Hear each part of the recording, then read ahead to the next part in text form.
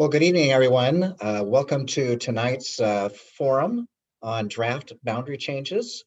My name is Mark Anderson, and I'm Associate Superintendent with Spokane Schools, and I'm joined by a group of representatives from our Boundary Adjustment Committee that have been working over the course of the last year. I'd like to introduce them to you first, and they will be participating toward the end of this evening's presentation on answering some of your questions. And I'll just go around the clock here. Starting up in my left-hand corner is Beth Nye. Beth is the principal at Adams Elementary on the South Hill. Craig Numata. Craig is our director of budget and also has been working with us for some time on all of the student demographic information. Kat is a parent from the south side of the district. Miriam Martin Morris is one of our consultants who's not only been working with us on boundary adjustments, but has worked with us for about the last 3 years on grade configurations and programming and so forth. Teresa Meyer is the assistant principal at Lewis and Clark High School. Megan's a parent on the South Hill as well. Greg Forsythe is our director of capital projects, planning all of our new schools. Sandra Gerard is our director of communication. Phil Crocker is another one of our consultants that's been working with us for quite a while on grade configurations, boundary guidelines, and now currently on the boundary adjustment.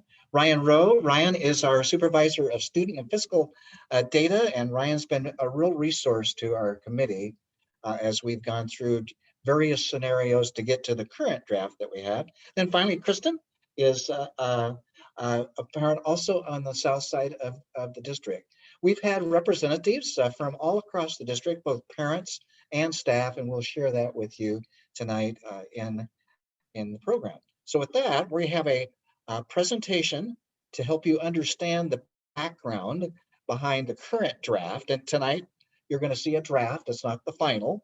The committee has more work to do, but it's our latest draft after almost a year of working on various scenarios.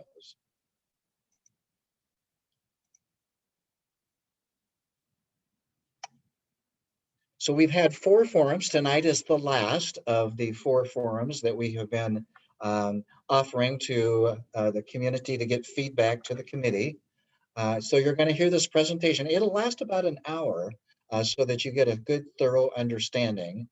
Then at the end of the presentation, we're going to have a question and answer time.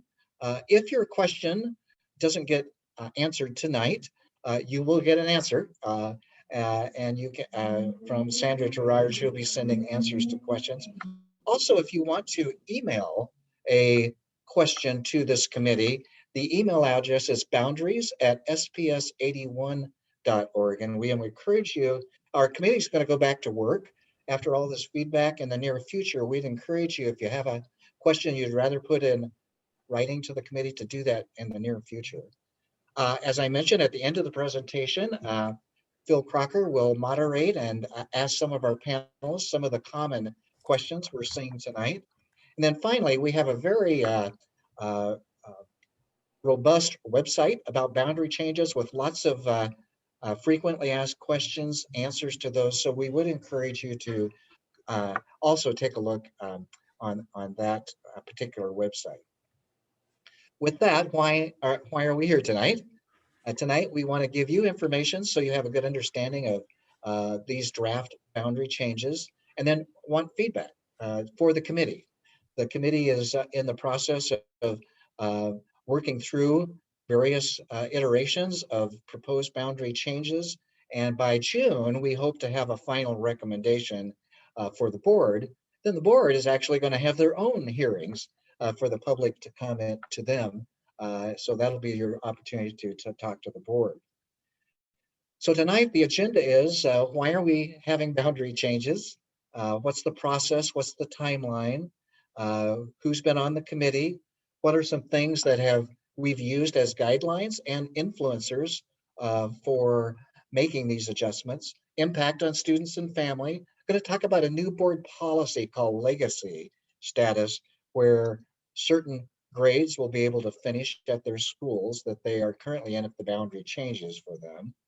Talking about how our choice programs will continue to be offered along with option and special programs. Then we'll go through the South Side maps and quite detailed to show you those and talk about cohorts as well.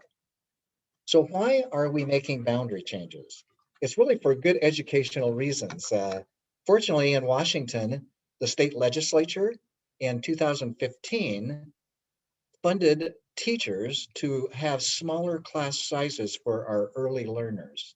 A lot of the research says that small class size in those early years, getting kids off to a good start in their educational K-12 um, status is a good thing to do.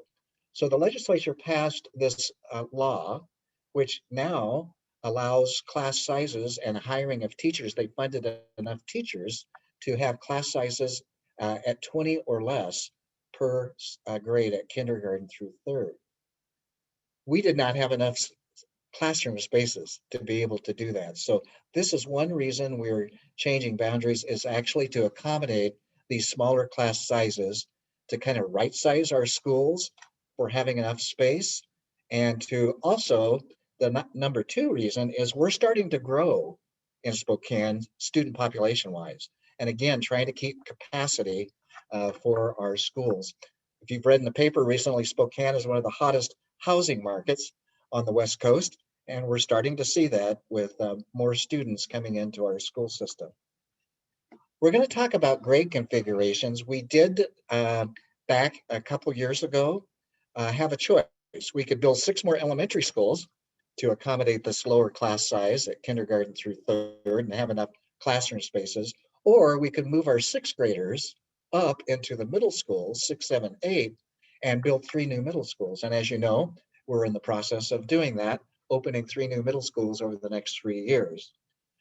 Kind of a secondary reason for us doing these boundary changes is in Spokane, it's been over 40 years since we have adjusted boundaries in a major way.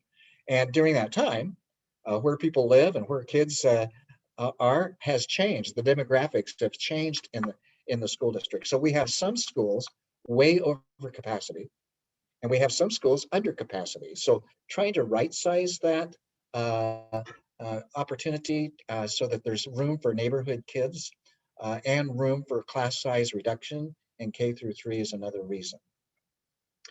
As I mentioned, this is kind of shows you where we started back in 2015 on planning, do we need 6 more elementary schools or 3 more middle schools? And that's when the following year we did that grade configuration study, and Hariam and Phil helped us on that at the time. And that's when the board decided to move to the 6, 7, 8 middle school model. The bond passed in 2018. The community supported building 3 new middle schools and replacing our 3 oldest middle schools.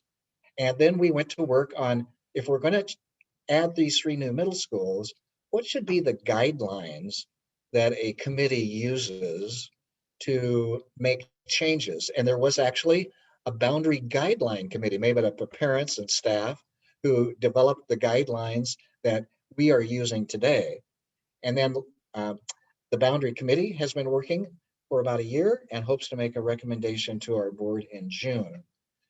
And our purpose of this committee was to study and recommend those adjustments using the guidelines that the board had approved to accommodate those 3 new middle schools, as well as some other influencers. Here's just a quick look at, I mentioned all of us facilitators are on tonight, but we had parents from the Northeast, from the Northwest, parents from the Southeast, and parents from the Southwest, as well as an education association rep. And then we had lots of school principals involved. Beth was one of those who's on tonight, and as well as Teresa Meyer has been on the committee representing high schools. Several central office staff have also been serving on this committee for the last year. And the committee went to work a year ago, January. We've been exploring options for about a year. And tonight you're going to see our first draft comprehensive proposal that we're wanting your feedback on. And that's the purpose of these April forums. Then our committee will go back to work in May. And our goal is to have something to our school board by June so that they can hold their own hearings on the draft recommendations. With that, I'm going to ask Harriam Martin Morris, who helped us with the previous committee that developed guidelines, to talk about those guidelines.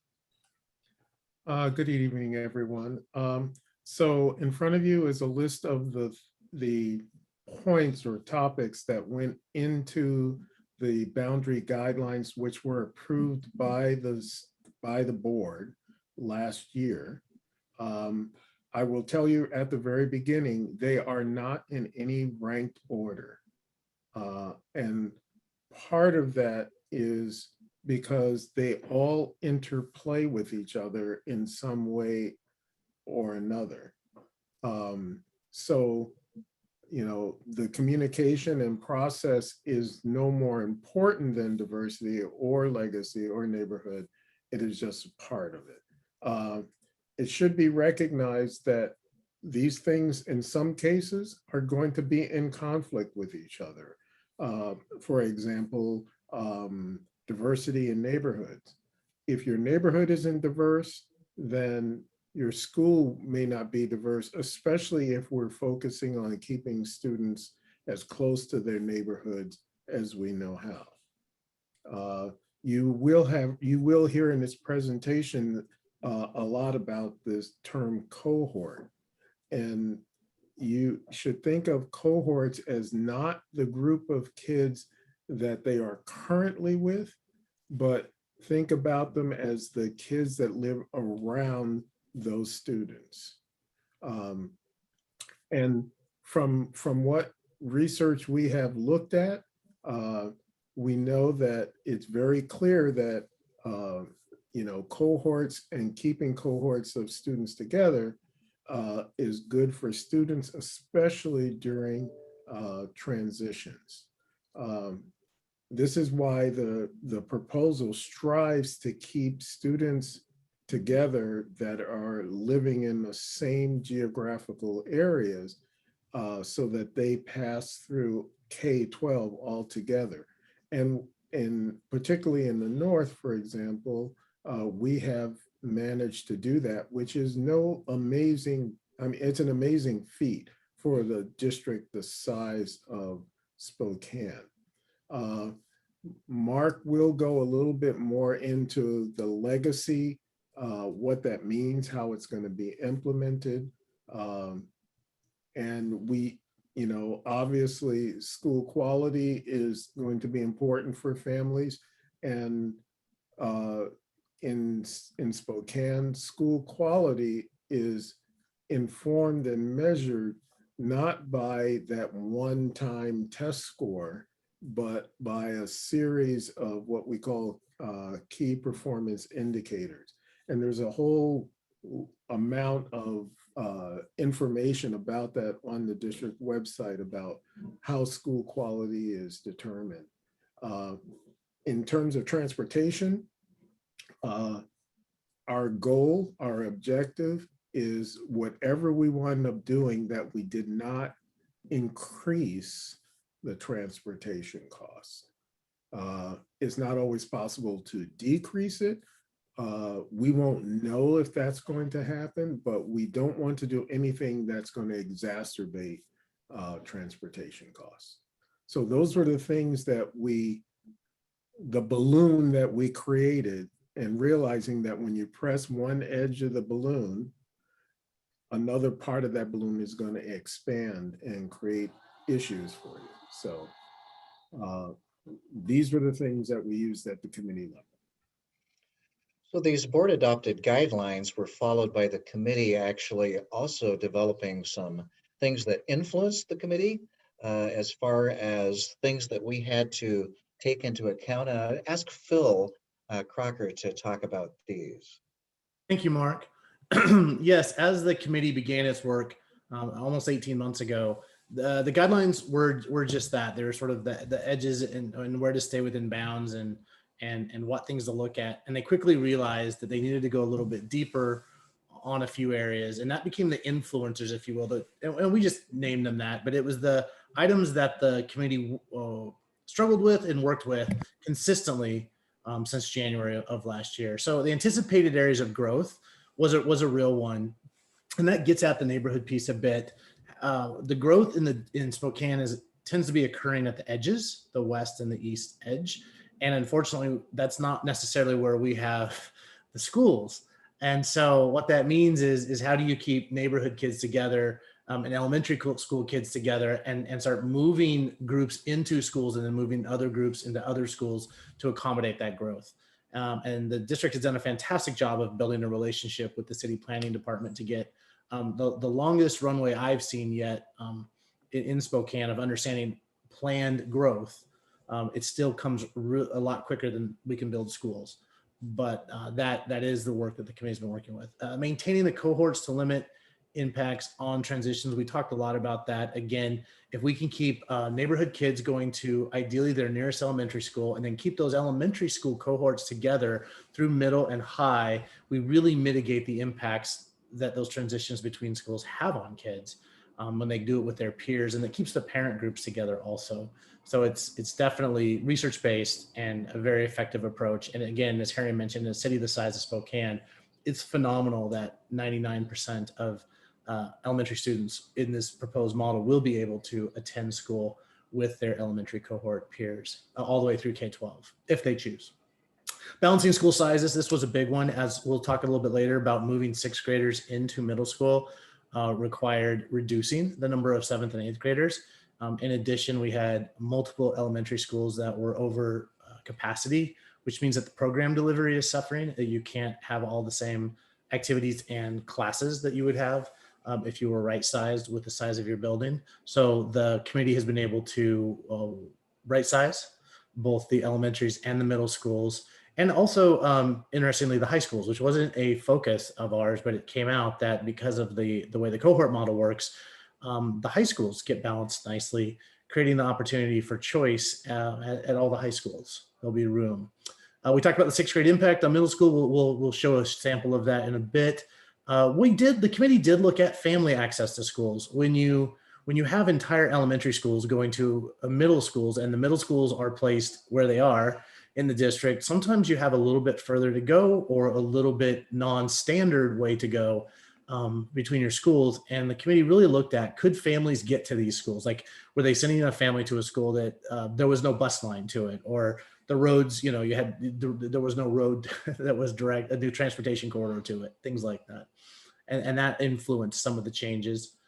And then, as the committee worked through all of this, as Harry talked about, it's a bit like a water balloon. You squeeze over here and this expands, you squeeze over here and this expands.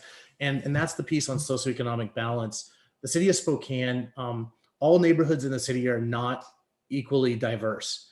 And so when you keep neighborhood kids together and you keep elementary schools together to move to the next level, which is really great for kids and families, what you get is sometimes an imbalance because it starts to reflect more concretely the neighborhood balance, which would make sense. So the committee struggled with some of that and had to make some hard decisions in this proposed boundary. And again, that's why we're coming out to the community to get feedback on that and get a sense of how that's going.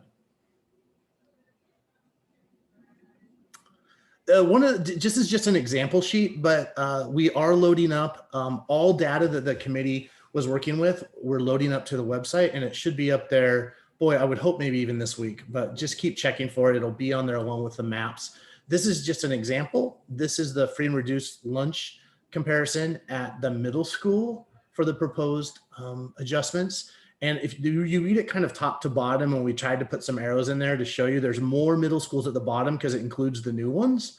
But if you look to the left and you see Glover, if you look at the top, that would be the current planning numbers. And if we looked at the current boundaries and took all the kids in those boundaries, it would be about 75% free and reduced lunch. And in the proposed boundary adjustments, if we took all the kids that were in the proposed adjusted boundaries, it would be about 67% free and reduced lunch. That's how you read that. And that's just one example. So again, we'll have it for high school, all the high schools, all the elementaries. And then there's, as you see across the top, there were a variety of data elements that the committee asked to look at, including special education, obviously enrollment, English language development, and racial diversity. And again, the entire data set labeled with keys will be available to you to check out on the website if you'd like to download it and look through it yourself. I might say that these are used for modeling purposes, these numbers, in that we have a very rich choice program where students and their parents choice into schools that are not in their attendance boundary. And so that does change the free and reduced lunch count numbers. So this is just using exactly who's in the neighborhood versus the reality of what really will happen when choice is implemented when we change boundaries.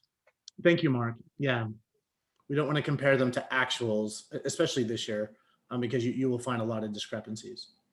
One of the first things early on, the committee asked a question that many community members are asking: can we use the boundary adjustment process to try to maybe equalize or further balance the free and reduced lunch status across our schools? Since different parts of the city, again, have different socioeconomic levels, you get different free and reduced lunch patterns at different schools.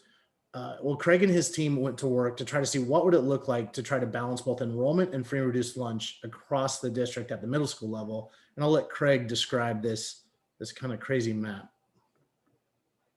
Thanks, Phil. When adding the 3 new middle schools, we were looking at what ways could we balance socioeconomics across all 9 middle schools. And based on the concentrations of where families are living and socioeconomic status, in order to balance and get numbers that would fit into each middle school, it really was going to end up with a kind of a giant gerrymandering that was really a vertical all the way across the district. And we tried multiple ways to kind of redraw and draw in order to keep families close to their neighborhood schools. And it just, in order to balance the free and reduced, this was one of the best ways to do it. And transportation and proximity to schools was the clear loser in this balance. Thank you, Craig. You can see, for example, to read this, you'll see the orange slice is Shaw Middle School, and it goes from the top of the district to the bottom of the district, as does the next one, which would be the New Northwest, as which the next one, which would be Sacagawea. So the committee looked at this and they kind of understood that effort really wouldn't work for the district. And also you can see what this does to neighborhoods. It would just slice through neighborhood cohorts and nearly almost every elementary school, except for the 2 edges, would be going to different middle schools. So kids would be splitting. So this did not, the committee passed on this and we went to work, but trying to keep a real eye on how do we do our best on free and reduced lunch as we look at kind of supporting the research on transitions and kids in cohorts. Another question that we're often asked, and the committee asked this at first, and the community's asked it a lot, is why can't kids just go to their closest schools? As you'll see, and we'll point out some in the South, there are some challenges where our schools are and where our students are, which means that sometimes, students are being assigned to a school that is not their nearest middle school. And I'll let Craig walk through the analysis that was done at the middle school and high school level to try to explain why numerically that doesn't work across the city. So in this model, we looked again at the 9 middle schools and started with a circle around each school, with the school as the center of our neighborhood circle.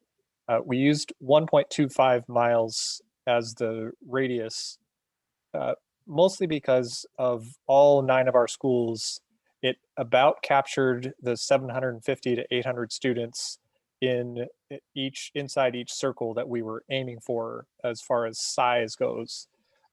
What we found, though, when you look at the left side, is that there are many circles, particularly in the north, that overlap. So you've got students, in order to get to the 750 students, some of those kids would need to go to 3 different schools or have the choice to go to 3 different schools. Then if you look at the map on the right side, where it leaves the enrollment that are outside of the circles, there are actually significant populations of students that live further than 1.25 miles from their school. in total, we have roughly 6,000 middle school students that will be 6th, 7th, and 8th grades. And in the picture on the left has about 4,000 kids within that 1.25 mile radius circle. And the map on the right has about 2,000 kids that would be outside of that range. Thank you, Craig. So the short answer is if we just let kids go to their closest middle school, and that was sort of, and some districts try this. And then if you're not within that closest proximity, then you get to sort of what's left over. And that really is a model. You would have about 1/3 of the middle schoolers in the city would not have a priority option for their middle school. They would have to take whatever spot was left over. And then that creates significant transportation challenges that can get into the millions of dollars pretty quickly by driving kids around the city. We looked at the high school also to answer that question, to say, well, does it work at the high school level? And it turns out that similarly, about 1/4 of the high school students don't have a nearby school. And similar to what Craig explained before, if you look in the middle, I think there's even a couple in there that might have 4 high schools that could be considered their closest school in a 2-mile radius, and 2 miles being about what it takes to fill one of the high schools. Craig, anything to add to that? Nope, that covered it. Thank you. So that was, the committee went through all that process and then realized that neither of those models was going to be the easy fix in the district, and would actually cause significant challenges for families and schools.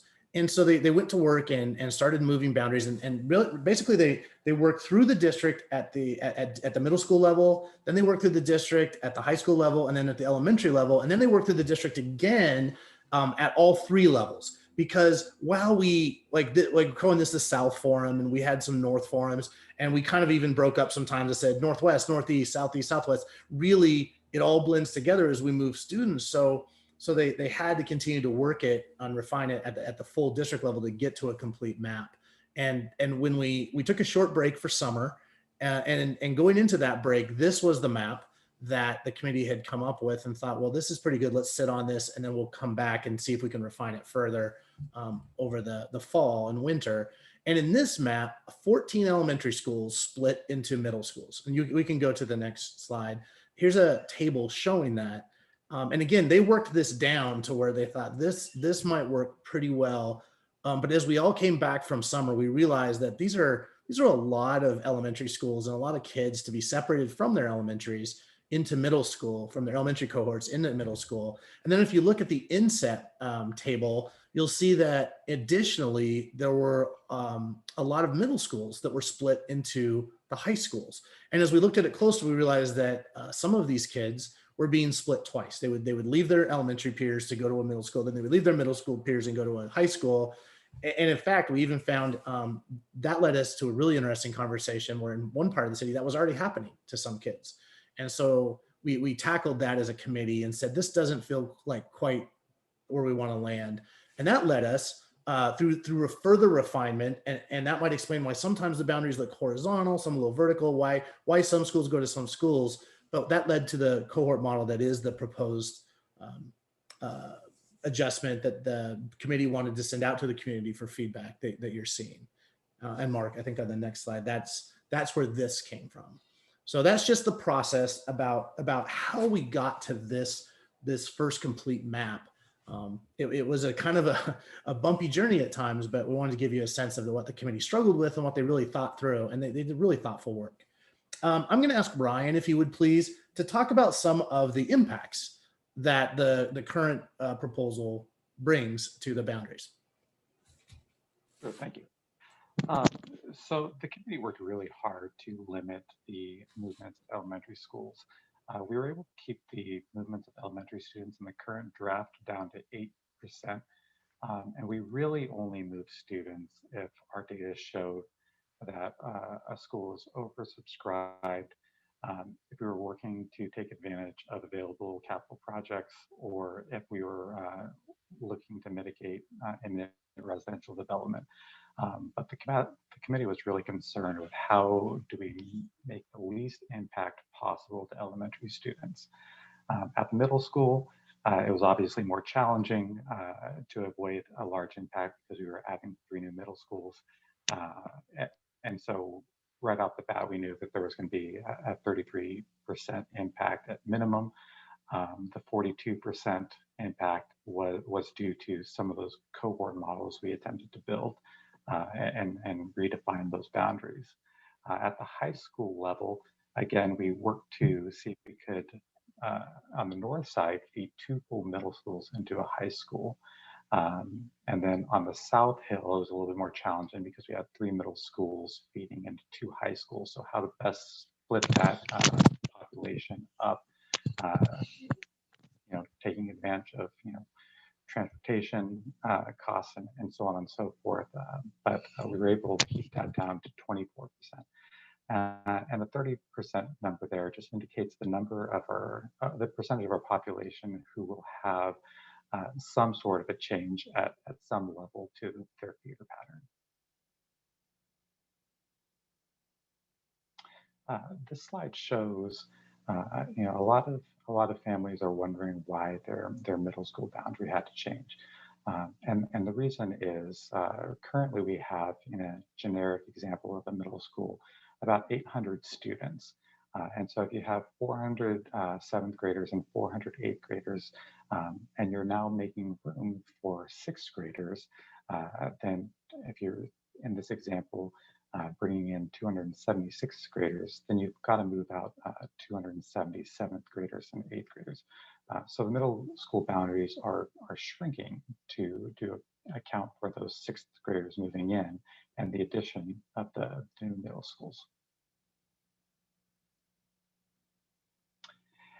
And a lot of folks are asking questions about cohort splits on the South Hill.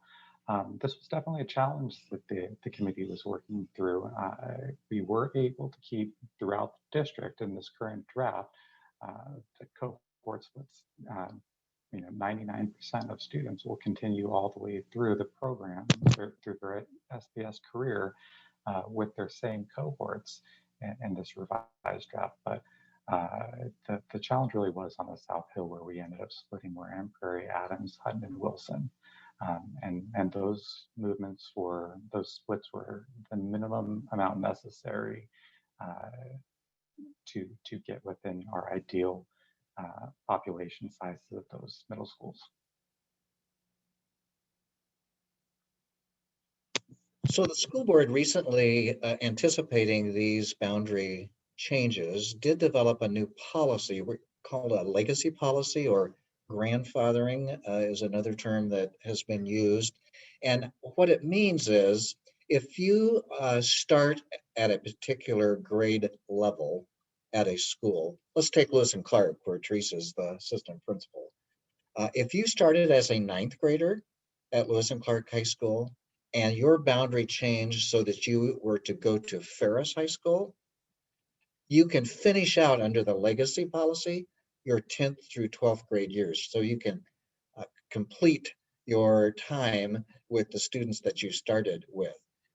That's your choice. You could go to Ferris if you so chose, but if you ask for legacy status, then the district would provide you transportation to continue and finish at the high school you started. Same thing with middle school.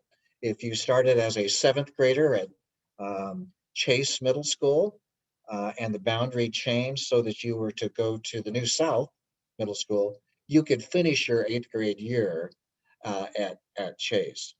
Same thing for elementary schools. If you started, let's say you had gone through school at, let's say, Hutton or Hamblin, and you are a 4th grader going into 5th grade, and the boundary is changed so that you would go to, let's say, Moran Prairie, you can finish your 5th grade year at Hamblin. That's the first part of the policy. The second part, as you know, we have a choice program in Spokane schools that lots of people take advantage of. So if you're at a younger grade level, K through 4, and the boundary is changed for you to go to a different school, you can choice back into that school and have, in a way, a leg up. You get first choice of the choice students that get to go to that school if there's capacity, before anyone else new choice into that school. So we're trying to accommodate a smooth transition during this time when the boundary changes go into effect. Our choice programs will continue, where parents can choice into different schools. And as I mentioned, priority consideration will be given to students whose school boundary was changed if parents want their students to continue at their former school. The boundaries really don't affect our option programs, like Spokane Public Montessori, the Spanish immersion program, the community school at the high school level. Those are district-wide programs that boundaries don't affect who attends them. You have to apply to get into those option programs. So those will continue as is, as well as our special education programs, where we have certain classrooms at certain schools. Those will remain and won't be affected by the boundary changes. So here's a little chart that Ryan and Craig put together that maybe they can explain, just to kind of school by school kind of show you the impact. And I'll go to the South Hill, for example, here. Ryan, can you explain this chart?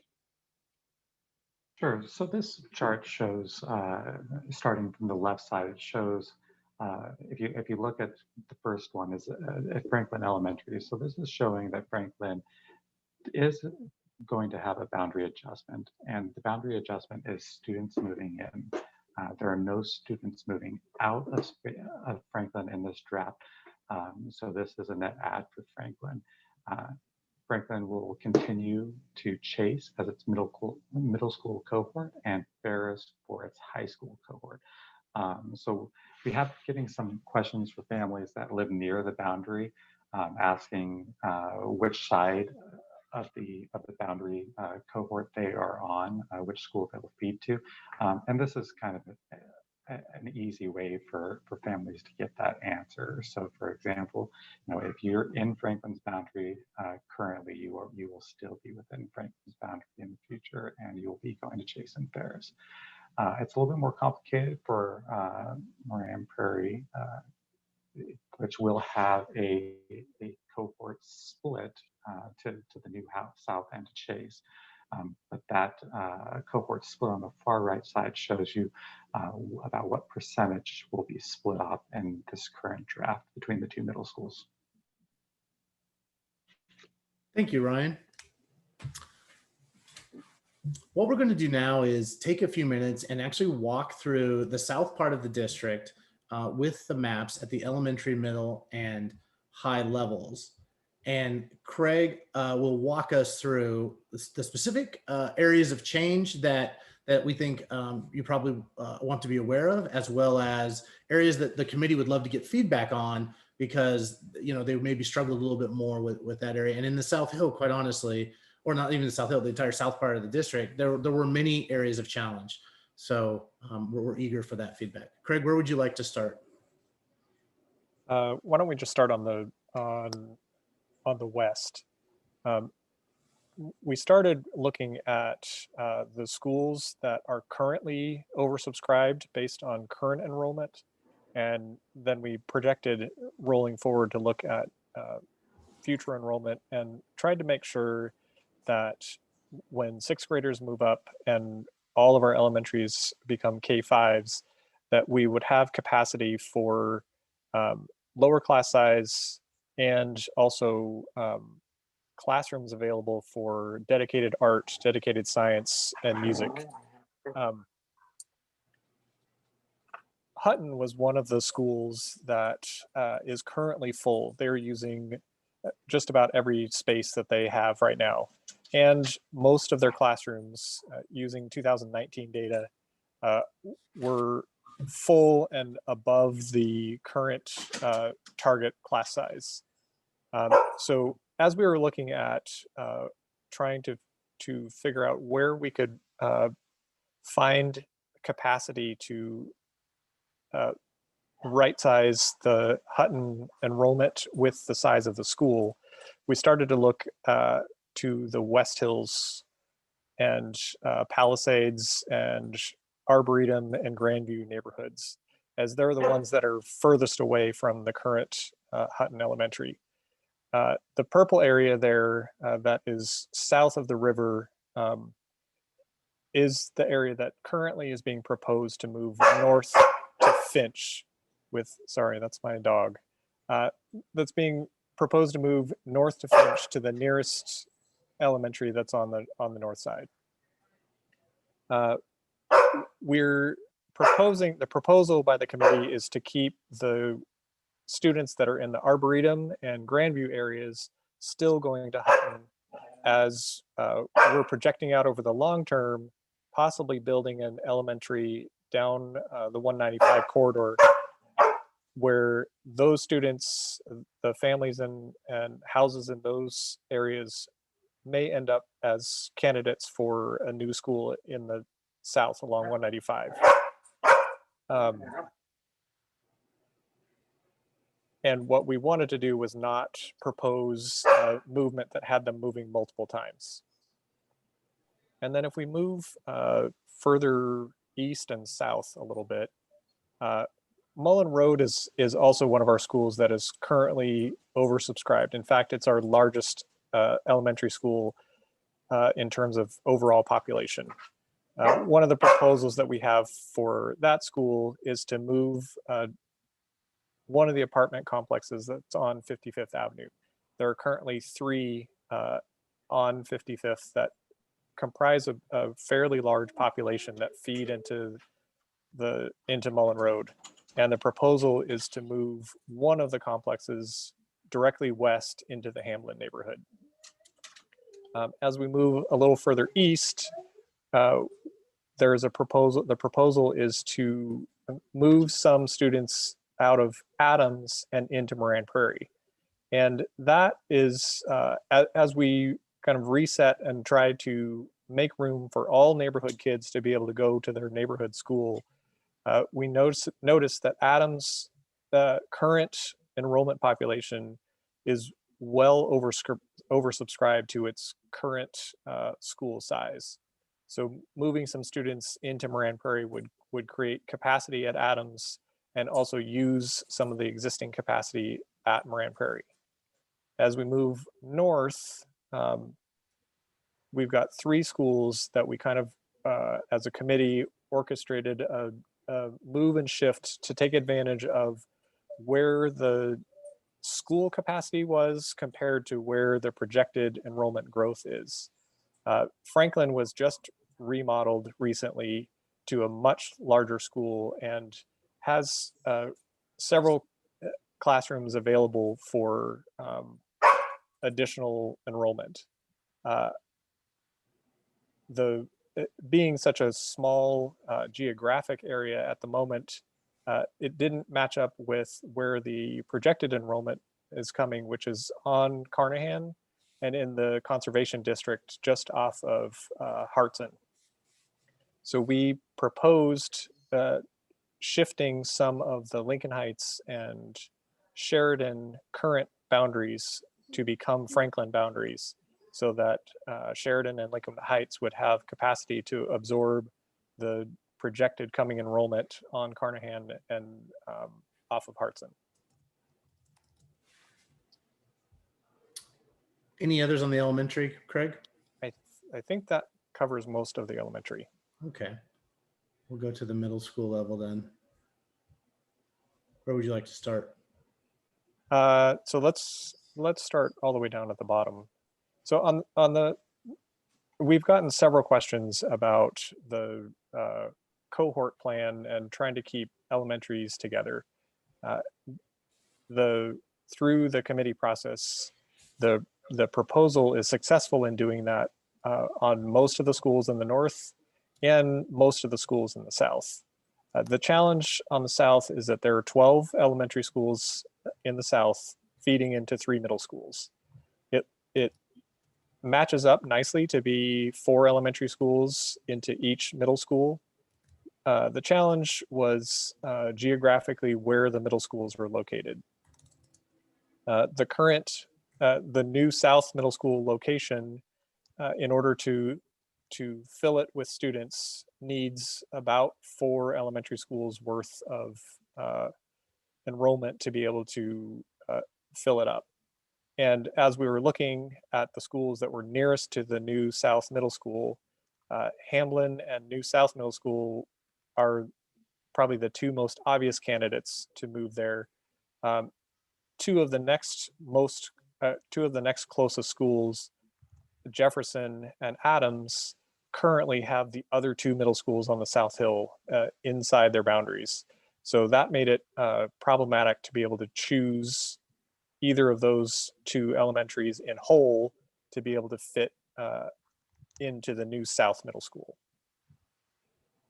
As we were choosing and navigating, trying to find enough enrollment to fit into New South Middle School, we looked at, on the east side, oh, you guessed wrong, Phil.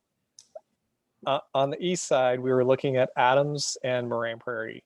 And while Moran Prairie could possibly fit all into the New South Middle School, what we found as was maybe a little bit different from the north side is that the effects of between Adams and Moran Prairie and moving all of one elementary or part of one elementary into our South Middle Schools is that the free and reduced lunch balance between our South Middle Schools could be affected significantly between which schools we chose.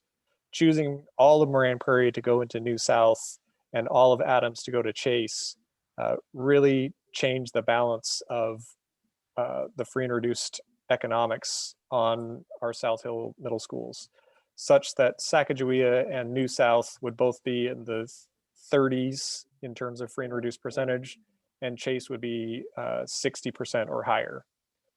So what we tried to do was try to find a bit of a balance between proximity to Chase Middle School, proximity to the New South Middle School, and socioeconomics between Adams and Moran Prairie.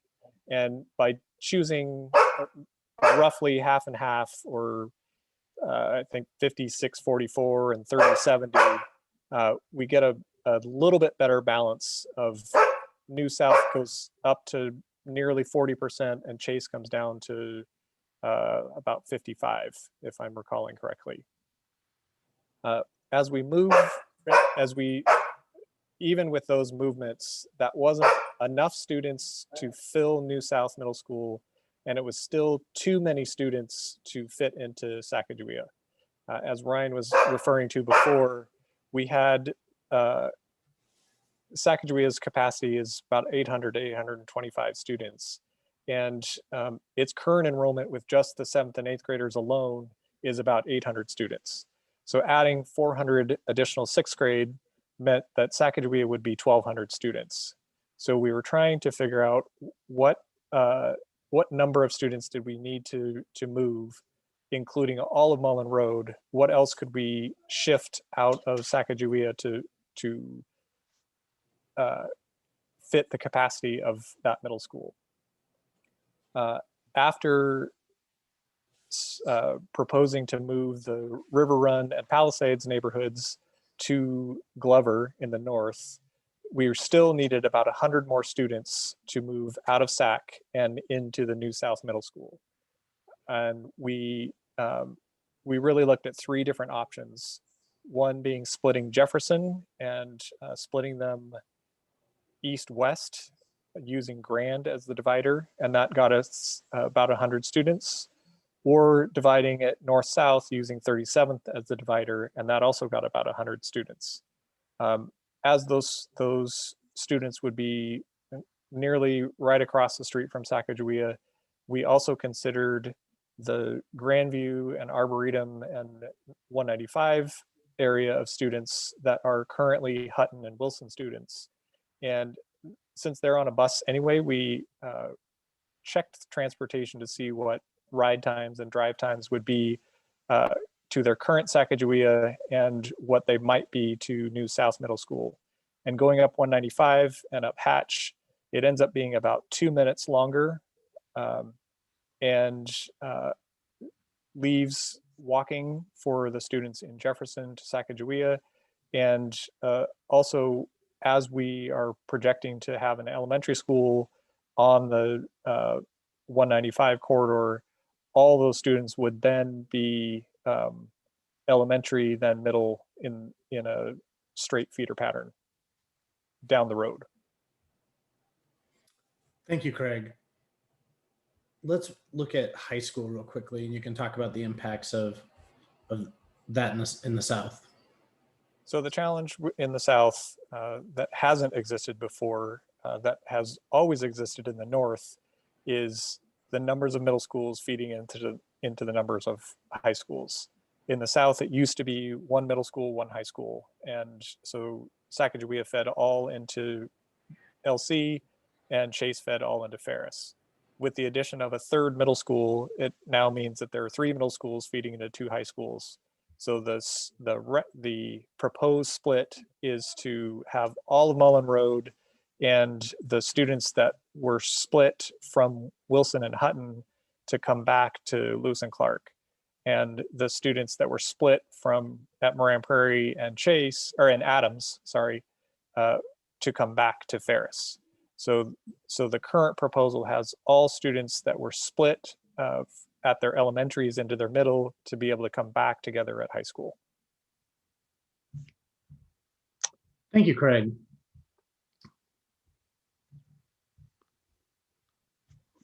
So I think we can move on to the question and answer section now. We've been able to answer 49 questions, and you should see them in the Q&A in your, if you look in your toolbar there on Zoom. We have a few questions we haven't got to, and some we've tagged to answer live.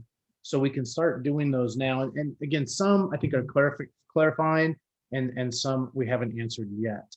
I'm going to ask one question that we've had from a few folks is about when the shift in free and reduced lunch status occurs between schools. And Craig mentioned that the committee did attempt to avoid wild swings, which in a few cases could occur. But inevitably, we're going to have a swing of 10% here or 10% there and between schools. And when you see it compared between schools, it might look like all these kids went to that school and that changed it. That's not necessarily the case, but still it's a good question. So I've asked Teresa at LC to maybe explain a little bit about free and reduced lunch as a proxy for diversity and how that may or may not impact school quality between schools.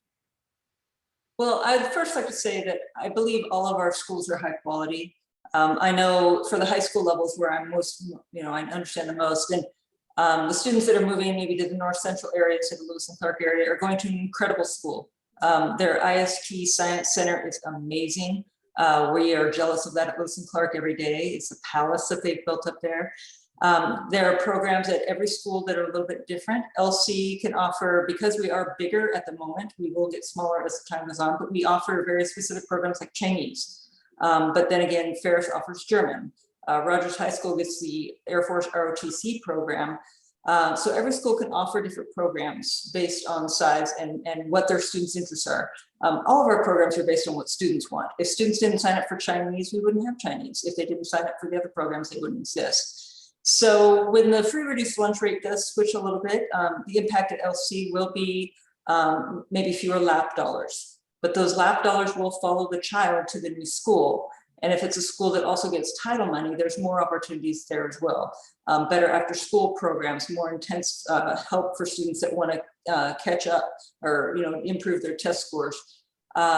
They have more staff that can help students. They have maybe a social worker that can help with certain issues. So free reduced lunch is one of our indicators, but a shift like that really won't impact the quality of any school in any dramatic way. It might just give more money to one school to be able to enhance what they already have. We will miss in how the boundaries are being changed. We will miss the Shaw students that currently come down to us across the river. They will now be going to North Central. But we will gain some students maybe from the other part of the South Hills, some of the lower South Hills kids that we didn't have before. So it's shifting them around, giving them different opportunities for different programs. But I truly believe that every single one of our schools is a high quality school. We all have our strengths. We all have different programs to offer, but every student that graduates from Spokane Public Schools has a very similar experience. If they're taking AP courses, that's not a school by school program, that's a national program. That curriculum is standardized. So they really leave our schools with a high school diploma from Lewis and Clark is exactly equivalent to a Rogers High School diploma or a Ferris High School diploma. They can take that and go anywhere in the world and be competitive with anybody.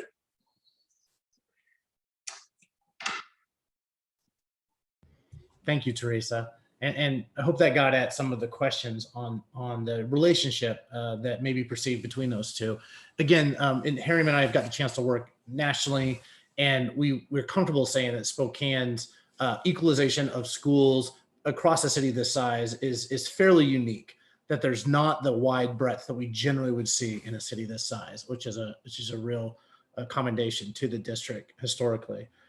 Megan, since we're talking about data, there's been a couple questions about, all right, this data that we showed you, we teased you with just the middle school free and reduced lunch, but we refer to it a lot. We do have an entire data packet ready to go, but maybe Megan, you could talk about where folks will be able to find the data and what they'll see. Sure, and Craig or Ryan can feel free to jump in. But yeah, all of the enrollment data and the data that the committee has used will be posted to the Boundary website, Boundary discussion website, I think in the next couple of days.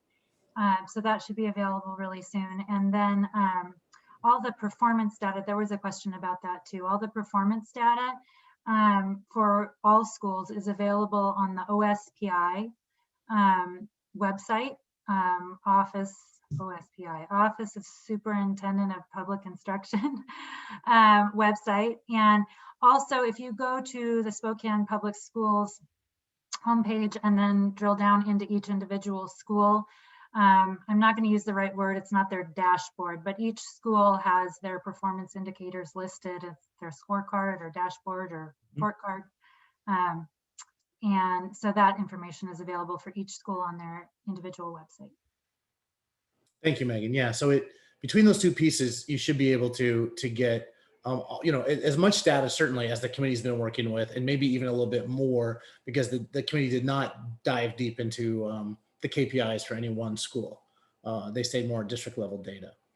I'm going to ask Kat if she would be willing to answer a question. There was when Craig talked about the Moran Prairie area and Adams, and those are two of the four South Hill elementary schools that where the cohorts are being split. And we're talking about the great things about cohorts, and they keep kids together, and then we split cohorts. And that's been three questions. I see that in the chat. So Kat, could you just talk through a little bit about how the committee wrestled with that, and that we had some other options to keep cohorts together, but they again brought their own challenges.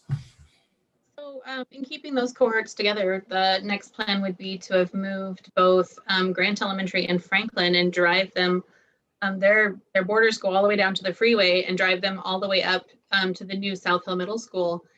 This includes some of our low-income families that maybe don't have a car, or you only have one car for the family. So if a student gets sick, you have to go and pick them up. And if you can't get there because there isn't a city bus that goes to the new South Hill Middle School, that's a real problem, and that's an equity issue that we didn't think wasn't something that families should have to deal with, or students should have to deal with. You want your parents to come to your sport games at middle school. You want your parents to come to family night. You want your community to be involved, and if the community can't reach your middle school, that's a real problem. We didn't like the idea of splitting elementary schools, but having access for the families was a bigger issue to us. So that was kind of why we leaned that way. We didn't like either solution, but it was, the choice between two uncomfortable ones, I suppose. Thank you, Kat. And that is some of the feedback we're looking for from the community is, did the committee make the right decision on which way to go there? Sorry, there's a helicopter outside my window. So I think, so we have some more questions. And again, we've answered about 56 now. So thank you to the panelists, and they'll continue to answer your questions as you post them if they can. We have a question I might need to throw at one of the panelists. Let's see. There's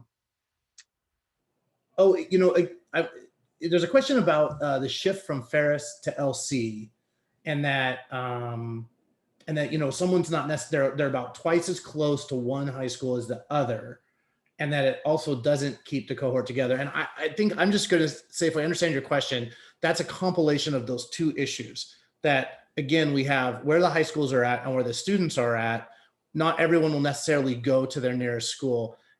And Craig, maybe you could use an example of how we have to maybe move some kids from one of the edges into a school, which then means that possibly those between schools get moved to the next school. Is there an example in the South that you can reference?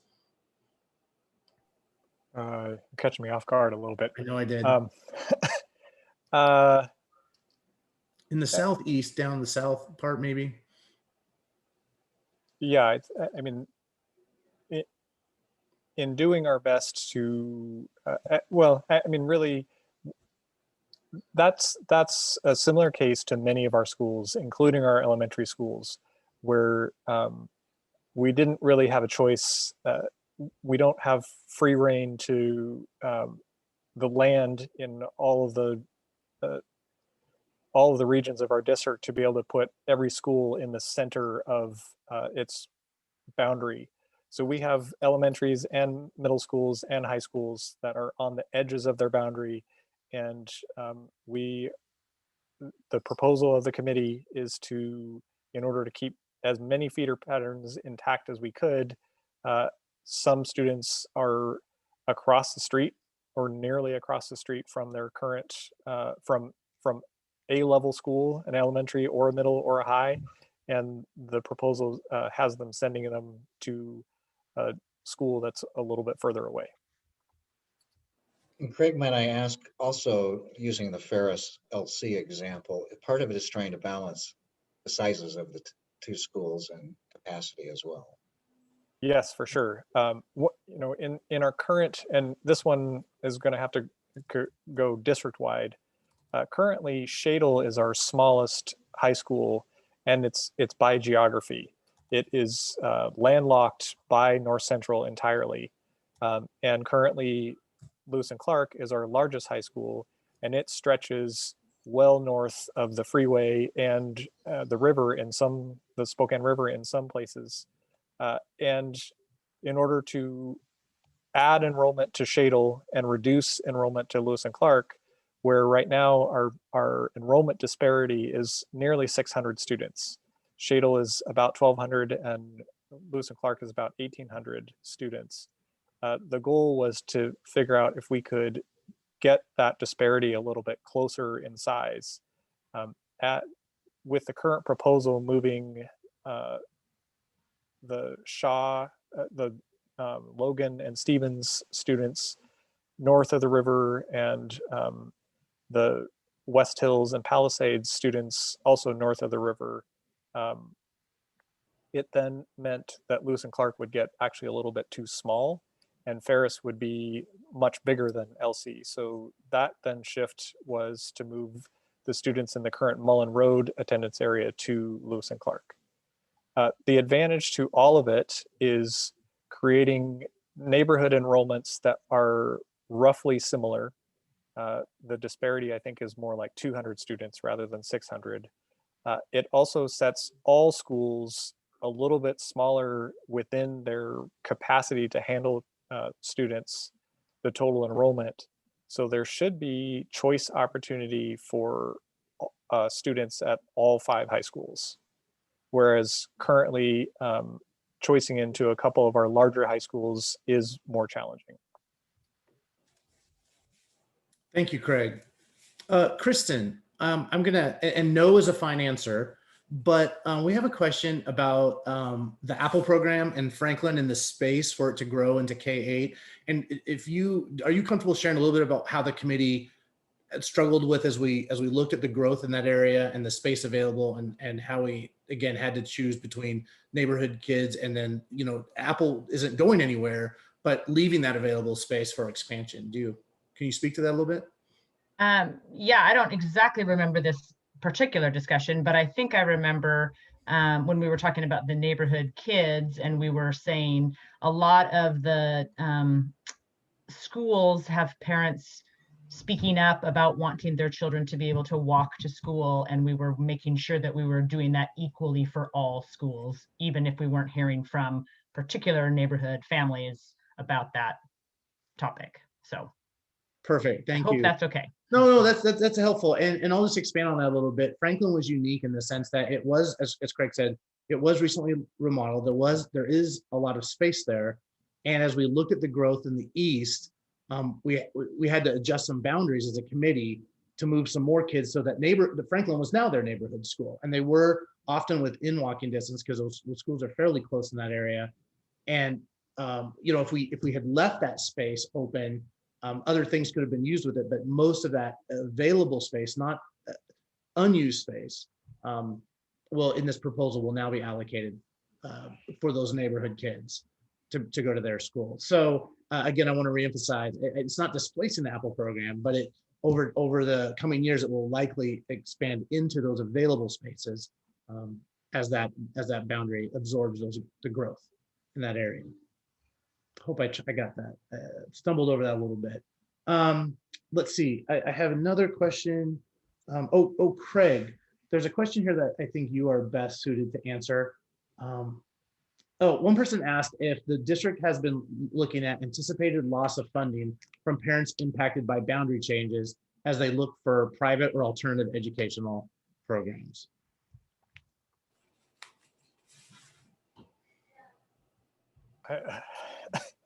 That's a good question too. You know, I guess our hope is that I think as a committee, we were planning for the long term. There are some bumps in the road that will happen in the short term. I think nobody really wants to have their boundary changed, no matter what it is. And we found that really true even with the North Central and Shadle boundaries, where currently North Central students are being bused past Shadle Park, and that's been the case for 40 years.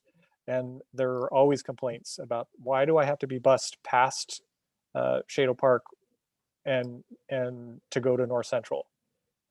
As we made a proposal to kind of even that boundary out, we've gotten, I would say, equal numbers of, hey, I used to be in Shadle, but now you're going to send me to North Central. There's no way I'm going there. Similarly, hey, I used to be in North Central, and now you're going to send me to Shadle. There's no way I'm going there. And you know, so it's difficult to predict and project what families will choose based on what they know, what they've heard.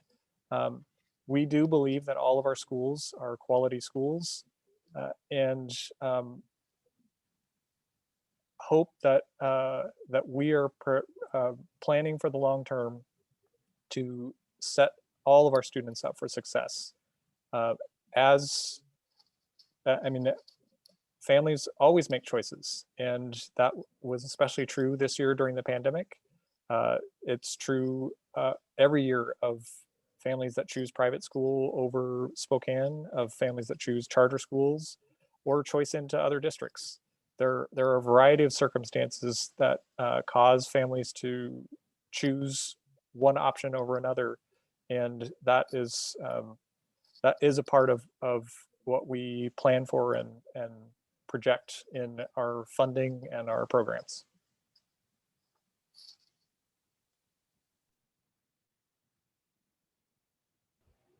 Thank you, Craig. And for those of you who didn't catch it, Craig is the budget director for the district, so I thought he was best positioned to answer that question. We have another question that is, someone's asking, could we please provide data on long-term impact of splitting the elementary students from their peers at the middle school level? I do not currently see the benefit of, only negative impacts. And you know, I think I'll just answer that and say, I don't know that there are benefits to splitting an elementary cohort, and the committee struggled with that, which is one of the reasons we wanted to have the community forums, to bring that forward and get a sense from the folks in those communities. How do they feel about, some folks wanted the cohort split, and some folks thought, well, you know, again, there's challenges on both sides. If you don't split it, Kat explained some of the challenges. Craig explained some of the challenges if you go a different way. And then again, splitting it brings challenges for those families as their elementary students are split. And that those 4 elementaries are the only ones in the district right now that split. And that's the same on the west side also. So I don't think you're wrong. on that question, I wanted to be clear on that. I think that is one of the tension pieces, as Hariam talked about, squeezing the balloon as we try to achieve A, B isn't great, and we try to achieve B and A isn't great. And so thank you for your feedback on that. And we will carry all this feedback to the committee. I'm continuing. But Phil, yes, to add to that point, then don't we return them back to the same high school? Correct, in the South, Right? correct. So, those students that were separated from their elementary peers to go to middle school, then they will be. Then return. We made sure that they returned back to those elementary peers, but there still are, that is still unique in the district compared to the other cohorts. So yeah, we tried to find a middle ground as best we could. Thank you, Kristen. Let's see. I'm trying to find some more questions here that we could answer. If you could, we'll see if we can talk about this one. This one is about legacy, and there's, if you could let all kids, let's see. So it was saying that all kids could legacy through the end of high school. So currently, if a student is starting high school and the year the boundaries change, they will finish at that high school. So that is absolutely true. It's possible that the person is asking about if you start in kindergarten or elementary school or middle school, and you currently have a middle school and high school track, possibly getting the legacy through that whole process. I think our challenge in that is going to be just capacity. It basically is not, there's no boundary changes then. So the enrollment and the capacity changes that need to be achieved to again, allow every neighborhood kid to go to their neighborhood elementary school, and to allow the programs to be equalized at the middle schools from a capacity basis, and just to let all the kids that are in cohorts go to those middle schools. We would need that boundary changes that actually take effect. And I think that also I'll address, there's been some questions around the term cohort, and I think we tried to clarify it a little bit at the beginning of this forum. When we're talking about the cohort model and the cohorts, we're talking about as they are developed by the adjusted boundaries. We realize there are cohorts in existence today, but the boundary adjustments are necessary, and some adjustments will need to happen. So as we talk about cohorts and the committee talks about cohorts, they're looking forward and saying, what's the trajectory for these kids in this cohort? Are we keeping them together? Are we splitting them? We understand that the adjustments impact, as Craig said, 42% of the middle schoolers in the city. So there will be adjustments needed to get to that place. So I hope that answered your question a little bit.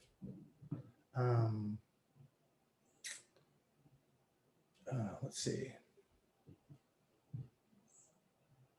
We have another question about proximity to schools. We can I think we've tried to explain that. Beth, could you just give a little bit about those areas where we know that people might be closer to one school than the other? And in fact, if you think back to the Moran Prairie issue, one of the issues was families that would be really near Chase in some models they could even see Chase, but need to be bused to the New South if we kept the cohorts together. Can you just talk about a little bit about how the committee, kind of struggled with that and what that means around the city? Absolutely. So I can talk about probably both Jefferson and the Adams on the South Hill, but I know that certainly the North Side experienced a very similar to address. But if you look at even at the map for Adams, we actually surround Chase. And so one of those things of just in determining where students would go, for example, moving students from Chase to the New South, that is one of the areas that, as we've talked this evening, Adams is one of the schools that does get split. That is a section that would be proposed to continue to go to Chase. And I think somewhere in the chat I read an idea of, could all of Adams go one way and all of Moran the other way? That would leave those students who actually surround Chase actually then not being able to attend the school that they surround. I know that Jefferson, some areas there have the same thing with SAC. And so it was something that the committee grappled with for sure. There were a lot of things, a lot of those kind of tough decisions that we had to grapple with. But one of the things that the committee did want to recognize is that it's very challenging when you can see that school, but you can't go to it. So we tried to adjust some of those proposed boundaries in order to accommodate that perception of being able to see the school but not attend it. We didn't hit it 100% for every situation, but it was something that we were trying to be as mindful of as we could. Thank you, Beth. So I look at additional questions. There's one here, and I think I'm going to need Craig. I'm going to throw you another curveball here. I apologize, and you can alley-oop it to Ryan if that's better. But the question is, would the board consider? So I'm just going to say, would the committee consider allowing the River Run West Hills students to stay in their current school assignments until the South Hill boundaries change? And would that give them a better chance of choicing in? And then there's kind of the questions is about the likelihood of being able to choice in back into those same schools if the entire neighborhood was trying to choice in. Well, so you can't mix metaphors on me. That makes it even tougher. Curveballs and alley-oops. So we are looking at the schools or the neighborhoods that really are crossover between what we might describe as north and south, and whether or not that we probably are going to end up providing multiple options. The cohort or the group that seems like the most obvious one are the students that will be sixth graders during the 22-23 school year.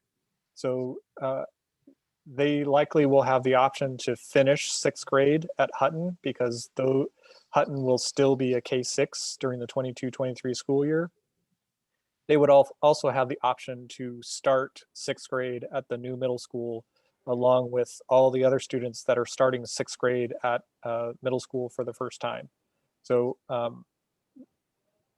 we are looking at all of the areas and all the grade levels across the system, and particularly those ones that are affected between north and south movement of school boundary changes. That's the one that's the most obvious to me as kind of clearly the toughest decision for a family to be able to do that. In answer to whether that improves opportunity for choice, I think the opportunity for choice probably is more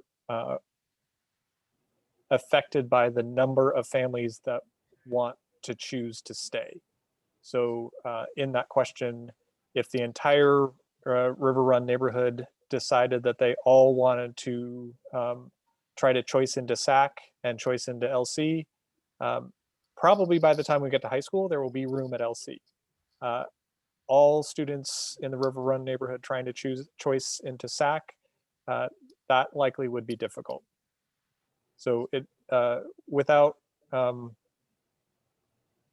knowing exactly what families are going to choose to do what, it's a difficult question to answer.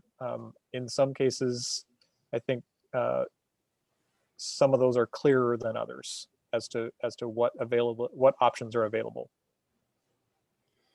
Thank you, Craig. As I look through the remaining questions or comments, it seems like we are getting a lot of comments, and we will forward every comment onto the committee, and they'll see those starting tomorrow after this forum. So they'll see all the forum comments from across all four columns. So know that.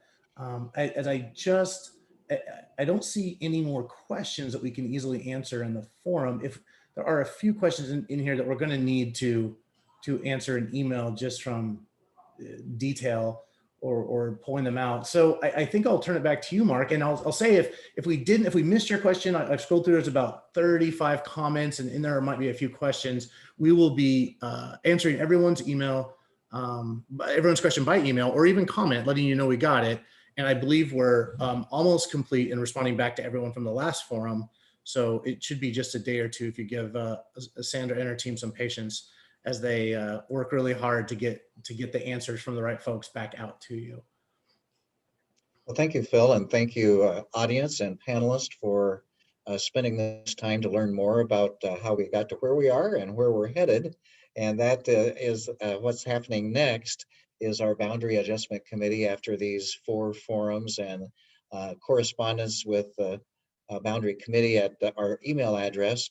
We're getting all that information, as Phil said, to our committee, and then we're going back to work. And we'll work through May and then try to have a draft to the board by the end of May. Then the board will have their own hearings. There will be one on June 2nd with the new adjusted boundaries that the committee comes up with over the next month.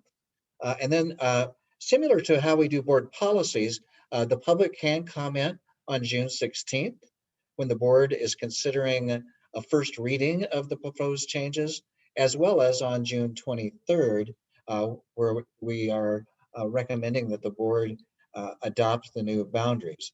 The boundaries, though, won't go into effect next fall. It actually will be a year from them for the north side when we open up the 2 new middle schools, one on the Northeast Middle School, soon to be named, across from G Prep, and the new middle school out by Albee Stadium. When those open, then we will have enough capacity on the north side of the district to move 6th graders up, and the boundaries then would change at that time. Then a year later, when we finish the new South Middle School, have capacity on the south side of the district, that's when we would again change the boundaries south during that for the 23-24 school year. So that's kind of the plan forward.